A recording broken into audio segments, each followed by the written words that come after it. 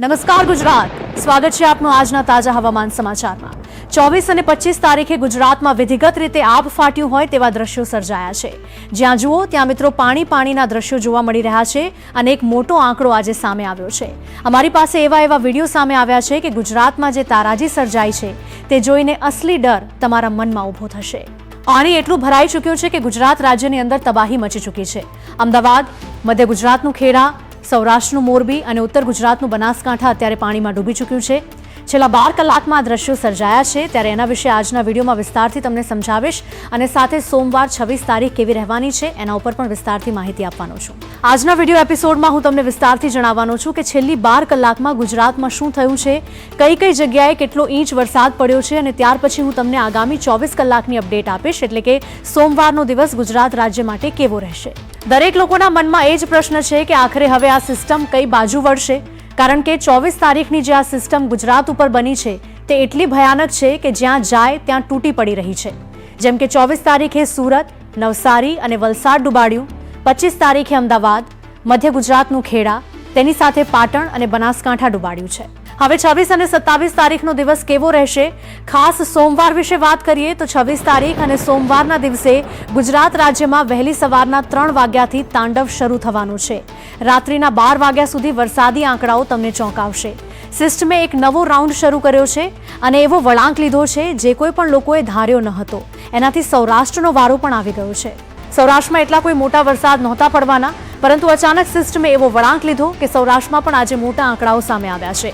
લાઈવમાં જોડાવા અને સબસ્ક્રાઇબ કરવા બદલ રમેશભાઈ મહેરા ભાવનગર, અરવિંદભાઈ ચાવડા ઠાકોર, કાંતિભાઈ થરાદ અને ભીખુબા બનાસકાંઠાનો આભાર। જો તમારે પણ તમારું નામ આ લાઈવમાં બોલાવવું હોય તો તરત જ ચેનલને સબસ્ક્રાઇબ કરો। આ સિસ્ટમ સોમવાર 26 તારીખે વહેલી સવારે 3 વાગ્યાથી ટર્ન મારી રહી છે, જેના કારણે સવારના 4 વાગ્યાથી લઈને બપોરના 12 અને ત્યાર પછી રાત્રિના 1 વાગ્યા સુધી ગુજરાતમાં ધમાકેદાર વરસાદનો રાઉન્ડ પડવાનો છે। સિસ્ટમ હવે બધી રીતે તૈયાર થઈ ચૂકી છે, એના માટે સાવધાન થઈ જજો।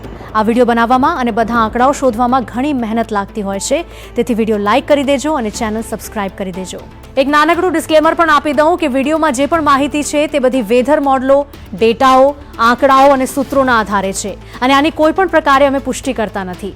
સિસ્ટમ સમજીએ તો 24 તારીખે આખો દિવસ આ સિસ્ટમે સુરત, નવસારી અને વલસાડ ઉપર તોફાની બેટિંગ કરી।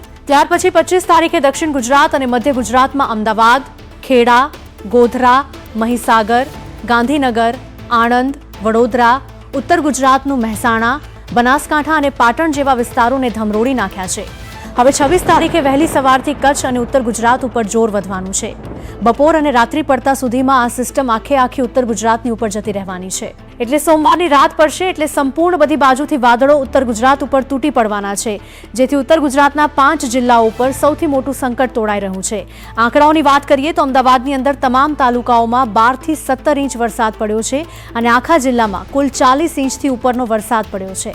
પાટણમાં, રાધનપુર અને સાંતલપુરમાં માત્ર 3 થી 4 કલાકમાં 1-2 ઇંચ વરસાદ, એટલે કે આખા જિલ્લામાં 24 ઇંચ જેટલો વરસાદ ખાબક્યો છે। વાવ, થરાદ અને ભાભરમાં 7 ઇંચ વરસાદથી અચાનક પૂર જેવા દ્રશ્યો સર્જાયા છે। બનાસકાંઠાના દાંતીવાડા અને દિયોદરમાં પણ 6.5 થી 7 ઇંચ વરસાદ પડ્યો છે। ખેડાના મહેમદાબાદમાં 17 ઇંચ વરસાદ નોંધાયો છે। 30 થી વધારે તાલુકાઓમાં 10 ઇંચથી વધુ વરસાદ પડ્યો છે। સૌરાષ્ટ્રમાં પણ મોરબી અને વાંકાનેરમાં 5 થી 6 ઇંચની શરૂઆત થઈ ચૂકી છે। વરસાદી સિસ્ટમ હવે ધીમે ધીમે મધ્ય ભાગોથી પશ્ચિમી ભાગો તરફ જઈ રહી છે। આ દરમિયાન એક મોટી દુર્ઘટના પણ સામે આવી છે। ખેડામાં 15 ઇંચ વરસાદ બાદ પાણીના ભારે વહેણમાં 6 લોકો ભરેલી એક 4-વ્હીલર કાર તણાઈ ગઈ હતી, જેમાં 4 લોકોના કરુણ મોત નીપજ્યા છે અને 2 લોકોને બચાવી લેવાયા છે। તેથી સૌને વિનંતી છે કે કામ વગર ઘરની બહાર ન નીકળો। લાઈવમાં જોડાવા માટે રાજુભાઈ ભાવનગર, રાજેશભાઈ ઠાકોર, કાંતિભાઈ થરાદ અને ભાવેશભાઈ જીરિયાનો આભાર।